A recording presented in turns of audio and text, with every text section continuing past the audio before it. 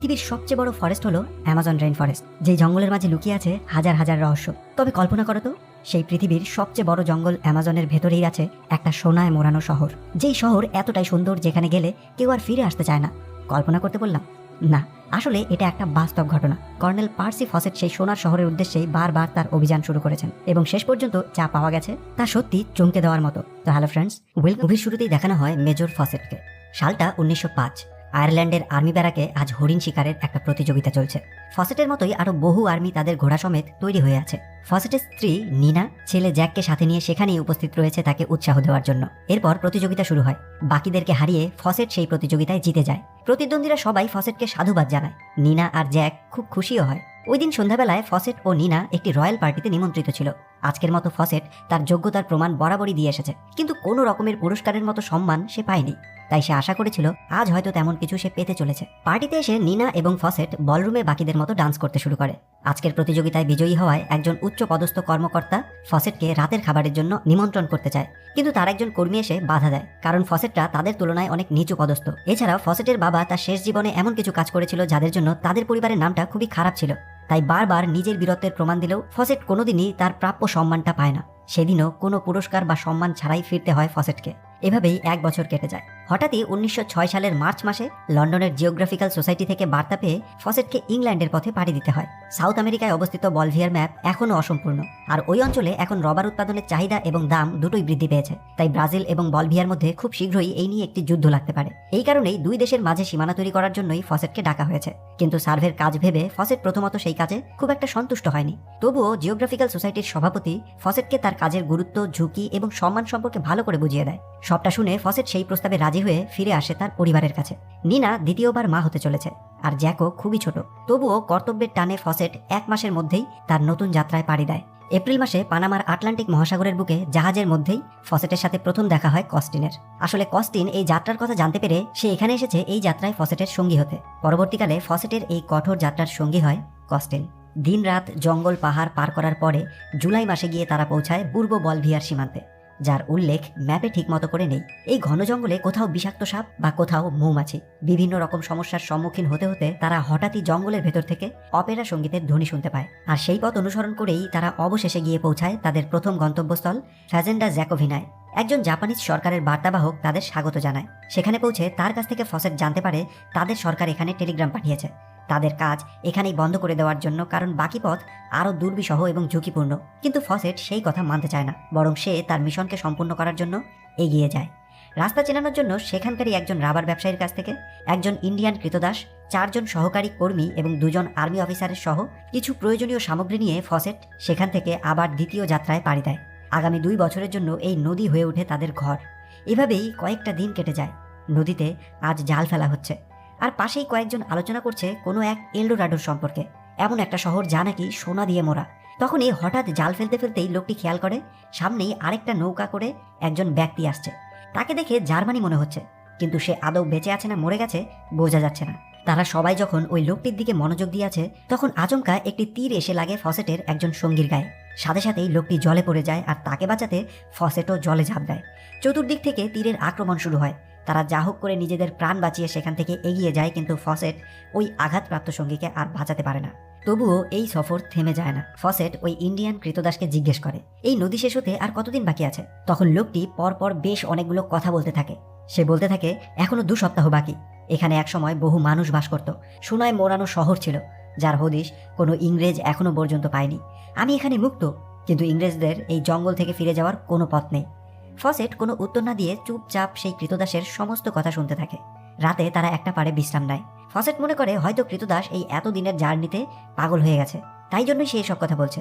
আর এই কারণেই সে এই ব্যাপারে আর বেশি চিন্তা না করে স্ত্রীর কাছ থেকে পাওয়া একটা চিঠি পকেট থেকে বের করে কস্টিনের হাতে দিয়ে পড়তে বলে। চিঠি পড়ে ফসেট জানতে পারে তার একটা ছেলে হয়েছে, যার নাম ব্রায়ান। সম্পূর্ণ যাত্রায় এই প্রথমবারের মতো ফসেট এই জঙ্গলে আসার সিদ্ধান্তে অনুতাপ করতে থাকে, কারণ তার ছেলের জন্ম হয়েছে। আর এই সময়ে সে তার স্ত্রীর পাশে ছিল না।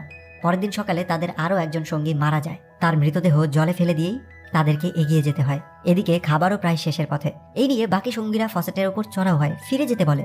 তাদের এই খাবারে আর বেশি দিন চলবে না। তবে কস্টিন সেই পরিস্থিতিটা সামলে নেয়। হঠাৎই ওই ইন্ডিয়ানটা চিৎকার করতে থাকে। আসলে তারা পৌঁছে গেছে, তাদের এই সমস্ত কষ্ট সার্থক হয়েছে। যদিও গন্তব্যস্থলে পৌঁছে দিয়ে ওই ইন্ডিয়ানকে আর খুঁজে পাওয়া যায় না। সে আজ সত্যি মুক্ত। জঙ্গলে ঢুকতেই তারা একটা শূকর দেখতে পায়। বহুদিন ধরে না খেয়ে থাকার পর আজ তারা অবশেষে একটা খাবারের সন্ধান পায়। এখানে এসেই ফসেট বুঝতে পারে ওই ইন্ডিয়ান কৃতদাসটা মোটেও পাগল ছিল না। সে যা বলেছিল তা একেবারেই সত্য। জঙ্গলের মাটিতে সে খুঁজে পায় কিছু মাটির আসবাবপত্র। ভালো করে খেয়াল করলে দেখতে পাওয়া যায় তার মধ্যে একটা শিবলিঙ্গও দেখা যাচ্ছে। ফসেট আজ নিশ্চিত হয়ে গেছিল যে এখানে একটা সময় জনবসতি অবশ্যই ছিল। হয়তো তারা জঙ্গলের আরো ভিতরে ঢুকতে পারত, কিন্তু তখনই সামনাসামনি চলে আসে একটি কালো চিতাবাঘ। আর এই জন্যই তারা নিজেদের প্রাণ বাঁচিয়ে সেখান থেকে ফিরতে থাকে। দেশে ফিরে ফসেট যেন সবার চোখে হিরো হয়ে গেছে। ফসেট ও নিনাকে আজ একটা ডিনার পার্টিতে আমন্ত্রণ জানানো হয়, যেখানে অন্যান্য উঁচু পদস্থ ব্যক্তিদের সাথে পরিচিত অভিযাত্রীরাও উপস্থিত রয়েছেন। এখানেই ফসেটের সাথে প্রথম পরিচয় হয় একজন ব্যবসায়ীর সাথে, যার নাম মরি। সেখানে তারা আদিবাসীদের নিয়ে চিন্তাধারা এবং জঙ্গল থেকে যে মাটির জিনিসপত্র খুঁজে পাওয়া গেছে এই সব কিছু নিয়েই আলোচনা করে। এরপর আরো অনেকটা সময় কেটে যায়। 1911 সালের ফেব্রুয়ারি মাসে ফসেটের হাতে একটা ডকুমেন্ট পড়ে। ট্রিনিটি কলেজ ডাবলিন থেকে নিনা এটা খুঁজে বার করেছে। 1753 সালে একজন পর্তুগিজ সোলজার এই ডকুমেন্টটি লিখে গেছেন, যেখানে স্পষ্ট উল্লেখ করা আছে ওই সোলজার এমন একটা শহর সম্পর্কে জানতে পেরেছে যা সম্পূর্ণ সোনা দিয়ে তৈরি। প্রাচীন মূর্তি, মানব সভ্যতার চিহ্ন সবকিছুই রয়েছে সেখানে। নিজের বক্তব্যের সপক্ষে এমন একটা কঠোর প্রমাণ পাওয়ার পর ফসেট আর এক দণ্ডও অপেক্ষা করতে চায়নি।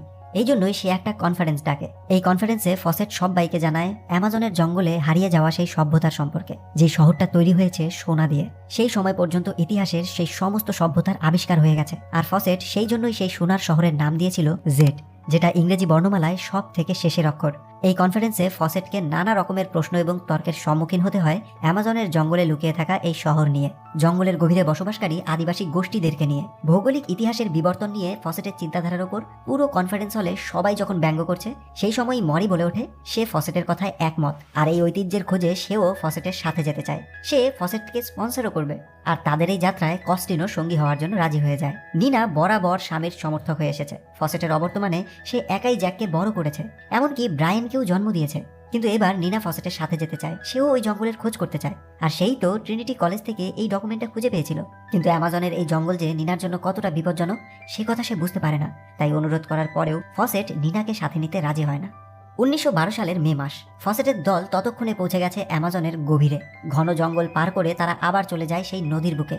আর আগেরবারের মতোই একইভাবে আদিবাসীরা তাদের ওপর তীরের বর্ষণ শুরু করে দেয়। কিন্তু এবারে ফসেট এটার জন্য তৈরি হয়ে এসেছিল। নৌকা থেকে একটা টেপ রেকর্ডার আনিয়ে ফসেট কুইন অফ সোলজার নামের একটি গান চালাতে বলে, আর গানের সাথে সাথে গলাও মেলাতে থাকে। হাতে থাকা একটা সাদা রুমাল হাওয়ায় দুলিয়ে মুখে আমিগো আমিগো বলে ওদের দিকে এগোতে থাকে। ফসেট এগিয়ে যাচ্ছিল, তবে হঠাৎ করেই একটা তীর এসে লাগে তার হাতে থাকা ডায়েরিতে। যেন পলকের মধ্যেই মৃত্যু তার চোখের সামনে দিয়ে হাতছানি দিয়ে গেল। ফসেট যত তাদের কাছে এগিয়ে যাচ্ছিল, তাদের তীর ছোড়াও আস্তে আস্তে বন্ধ হয়ে যাচ্ছিল। তারা এগিয়ে এসে ফসেটকে ঘিরে ধরে তাকে ভিতরে নিয়ে চলে যায়। বাইরে তখন তার সঙ্গীরা বুঝতে পারছে না যে কি হচ্ছে, তাই বন্দুক তাক করে অপেক্ষা করা ছাড়া তারা আর কিছুই করতে পারে না। হঠাৎই দেখে কয়েকজন আদিবাসী বাইরে বেরিয়ে আসছে। তারা তো গুলি চালানোর জন্য একেবারেই তৈরি, কিন্তু তখনই তাদের পেছনে আসে ফসেট, আর তাদেরকেও ভেতরে ডেকে নিয়ে যায়। তাদের অঞ্চলে ঢুকে প্রথমেই যে জিনিসটা চোখে পড়ে সেটা মোটেও কাম্য ছিল না।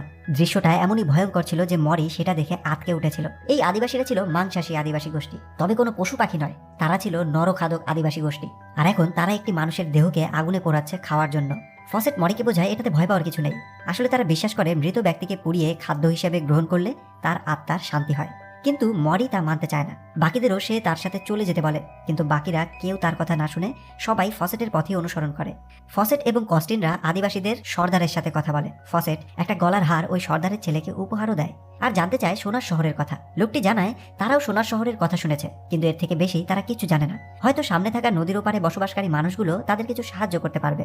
আধুনিক সভ্যতার থেকে এত দূরে অ্যামাজনের গভীর জঙ্গলের মাঝে এই আদিবাসীরা নিজেদেরই একটা আলাদা দুনিয়া বানিয়ে রেখেছে, যা দেখে ফসেট আর তার সঙ্গীরা সবাই খুবই আপ্লুত। সন্ধ্যা নেমে আসার আগেই ফসেটরা তাদের অঞ্চল থেকে বেরিয়ে পড়ে।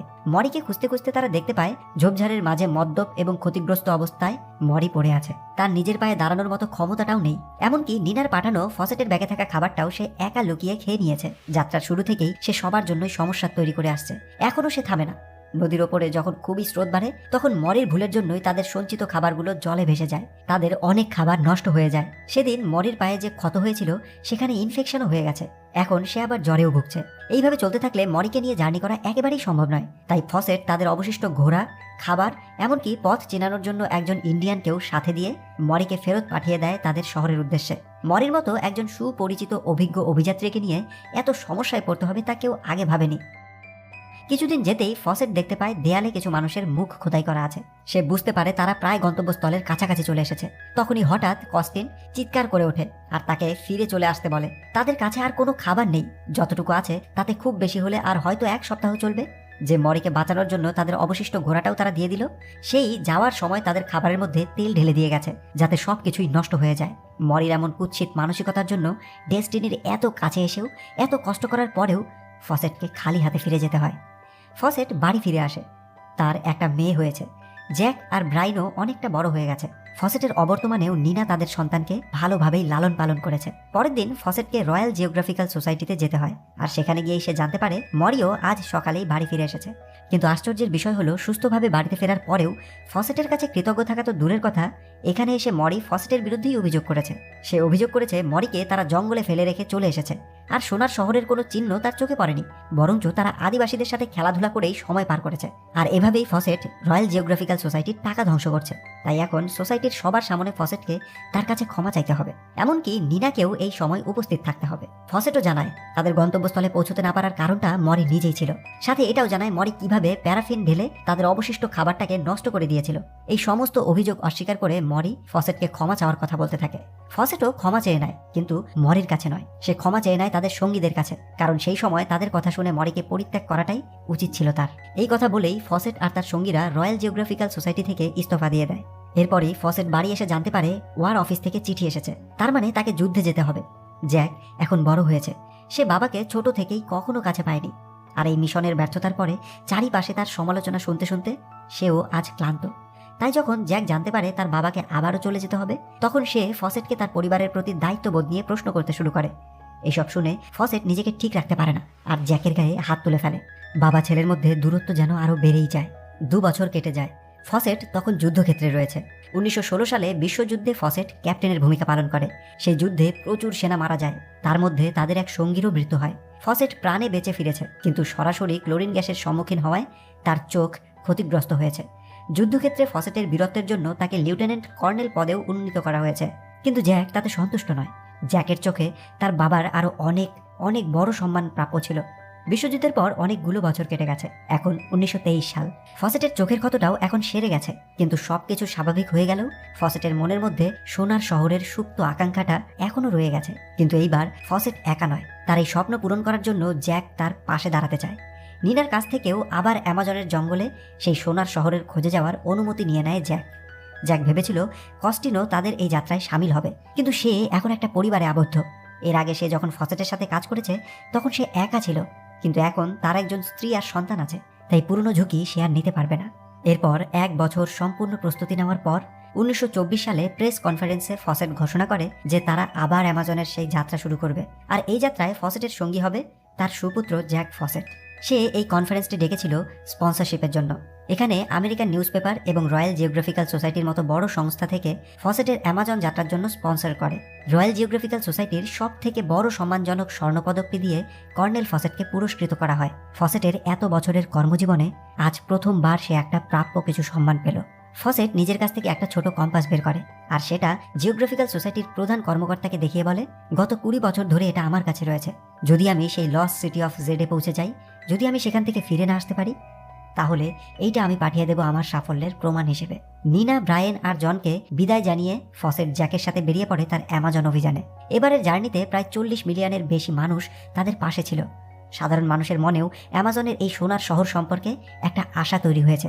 সোনার শহর জেড নিয়ে ফসেটের যে স্বপ্ন, তা এখন শুধু তার একার নয়, পুরো 40 মিলিয়ন মানুষের। 1925 সাল। অ্যামাজনের গভীর জঙ্গলে জ্যাককে নিয়ে ফসেট বিভিন্ন দুর্গম পথ পার করে যাচ্ছে। সেই যে অঞ্চলে তারা অপেরা সঙ্গীত শুনতে পেয়েছিল, আজ সেটা পুরো ফাঁকা। এই সব কিছুই সে তার ছেলে জ্যাককে দেখায়। ফসেট নিনাকে একটা চিঠি লেখে। সে জানায় জেডে পৌঁছানোর আগে এটা সম্ভবত তার শেষ চিঠি। তার সাথে বাকি যারা এসেছিল তারা এখান থেকে ফিরে যাচ্ছে। এখানে তাদের এক ইন্ডিয়ান আদিবাসী গোষ্ঠীর সাথে সাক্ষাৎ হয়েছে। তাদের কাছ থেকে অনেক তথ্যই পাওয়া গেছে। আর কিছুটা দূরেই নাকি একটা গুহা রয়েছে, সেখানেই নাকি একটা বড় পাথর আছে যা মানুষ এবং ঘোড়ার আঁকা ছবি দিয়ে ভরা। আর হয়তো সেটাই জেডের মূল প্রবেশদ্বার। এই গোষ্ঠীর নেতা খুবই হৃদয়বান। সে তাকে মনে করিয়ে দিয়েছে দিনের শেষে আমরা সবাই সমান, আমরা সবাই একই মাটি দিয়ে তৈরি। এই সব কিছু সে নিনার জন্য ওই চিঠিতে লিখে সেটা পাঠিয়ে দেয়। এরপর তারা যথারীতি সেই সমস্ত জঙ্গল অতিক্রম করে গভীর জঙ্গলের মধ্যে দিয়ে এগোতে থাকে। কিন্তু হঠাৎই তারা থেমে যায়। সামনে অপর এক আদিবাসী গোষ্ঠী তাদের দিকে অস্ত্র নিয়ে এগিয়ে আসছে। ফসেট জ্যাককে শান্ত হতে বলে, কারণ এদেরকে অ্যাপ্রোচ করার উপায় জানা আছে ফসেটের। ফসেট তার দ্বিতীয় অভিযানে আদিবাসী গোষ্ঠীদেরকে যেভাবে রুমাল দেখিয়ে আমিগো বলতে বলতে এগিয়ে যাচ্ছিল, এখানেও সে ঠিক সেটাই চেষ্টা করে। কিন্তু দুর্ভাগ্যবশত সেই প্রথা এখানে কাজ করে না। ওই আদিবাসী গোষ্ঠী তাদের দুজনকে তাড়া করে। ফসেট আর জ্যাক প্রাণপণে ছুটতে থাকে। ছুটতে ছুটতেই তারা অপর এক গোষ্ঠীর সীমান্তে ঢুকে যায়। যেই গোষ্ঠী ফসেটদের তাড়া করছিল সেই গোষ্ঠী এই আদিবাসীদের দেখে সেখান থেকে পালিয়ে যায়। এই আদিবাসীরা তাদের দুজনকে চারদিক থেকে ঘিরে নিজেদের এলাকায় নিয়ে যায়। ফসেট জ্যাককে সাহস জোগানোর জন্য বলে তাদের সাথে কিছুই হবে না, তাদের ভবিতব্য কখনো এখানে শেষ হয়ে যেতে পারে না। ওই আদিবাসী গোষ্ঠীর নেতা আলোচনা করে, এই ক্রিশ্চিয়ান আমাদের দলের অন্তর্গত নয়, এর আত্মার শান্তির ব্যবস্থা আমাদেরকেই করতে হবে। সন্ধে নামলে তাদের দুজনকে নিয়ে গিয়ে বসানো হয় নদীর ধারে। চারিদিকে তাদের দলের অন্যান্য লোকজন জ্যাক আর ফসেটকে ঘিরে দাঁড়িয়ে আছে। তাদেরকে একটা খুলিতে করে কিছু একটা পানীয় পান করানো হয়। জ্যাক ফসেটকে বলে, বাবা আজ এখানেই আমরা মারা যাব। কিন্তু ফসেট তার উত্তরে বলে, জীবন রহস্যময়, এখানে অনেক কিছুই আছে যা আমাদের অজানা। আমরা যা জীবনে দেখেছি হয়তো কোনো সাধারণ মানুষ তা কল্পনাও করতে পারেনি। এরপর ফসেট এবং তার ছেলে জ্যাক জ্ঞান হারিয়ে ফেলে। জ্ঞান হারানোর পর তাদেরকে কাঁধে নিয়ে চলে যাওয়া হয় পুড়িয়ে ফেলার জন্য। কথায় আছে, মৃত্যুর আগে নাকি 7 মিনিট তোমার মস্তিষ্ক জীবনের সব থেকে ভালো কিছু মুহূর্তগুলোকে মনে করে। আর এখন ফসেটের চোখে ভেসে আসে জ্যাকের সাথে কাটানো তার ছোটবেলার সেই সমস্ত স্মৃতি। এভাবে বহু বছর পার হয়ে যায়। 1925 সালের পরে জ্যাক আর ফসেটের কোনো খোঁজ পাওয়া যায়নি। তার দেশ থেকেও বহু লোক বারবার এসেছে, কিন্তু কোনো রকমের চিহ্ন তারা পায়নি। নিনা জিওগ্রাফিক্যাল সোসাইটির চিফের সাথে দেখা করে। সে জানায় একজন ব্রাজিলিয়ান তার সাথে দেখা করতে এসেছিল। সেই লোকটি জানিয়েছে জ্যাক আর ফসেট নাকি অ্যামাজনে ইন্ডিয়ানদের সাথে বসবাস করছে, আর একটা কম্পাস তার হাতে দিয়ে গেছে চিফকে দেওয়ার জন্য। চিঠিতে জানিয়েছে এই কম্পাসটা দেখে চিফ নাকি নিজেই বুঝে যাবে। নিনা কখনোই মানতে চায়নি জ্যাক এবং ফসেট আর কখনোই ফিরবে না। সে সব সময় বিশ্বাস করে এসেছে তার স্বামী যত দূরেই যাক না কেন সবশেষে সে তার কাছেই ফিরে আসবে। আর সারাটা জীবন পর 1954 সালে নিনা মারা যায়। তবে মৃত্যুর আগে পর্যন্ত সে আশা রেখেছিল যে তার স্বামী এবং ছেলে অবশ্যই ফিরে আসবে। ফসেট আর জ্যাকের নিখোঁজ হওয়া নিয়ে বিভিন্ন রকম মতবাদ পাওয়া যায়। কারো মতে তারা আদিবাসীদের হাতেই মারা গেছে, তো কারো মতে তারা সেই সোনার শহর জেডের খোঁজ পেয়েছে, আর সেই সোনার শহরে তারা এতটাই অভিভূত যে সেখান থেকে আর কখনোই ফিরে আসেনি। আবার কারো মতে হয়তো তারা ওই আদিবাসীদের সাথেই থেকে গেছে। হারিয়ে যাওয়া সভ্যতায় সোনার শহরের প্রতি ফসেটের সেই বিশ্বাস প্রায় 100 বছর ধরে উপহাসের মুখোমুখি হয়েছিল। কিন্তু 21 শতকের প্রথম দিকে অনেক প্রত্নতাত্ত্বিক অভিযান হয়েছে অ্যামাজনে, আর সেখানে প্রত্নতাত্ত্বিকরা অ্যামাজন জঙ্গল জুড়ে প্রাচীন রাস্তা, সেতু, কৃষিকাজ এবং বসতির এক আশ্চর্যজনক নেটওয়ার্কের খোঁজ পায়, যেটা সেই সময়ের সভ্যতার থেকে অনেকটাই উন্নত।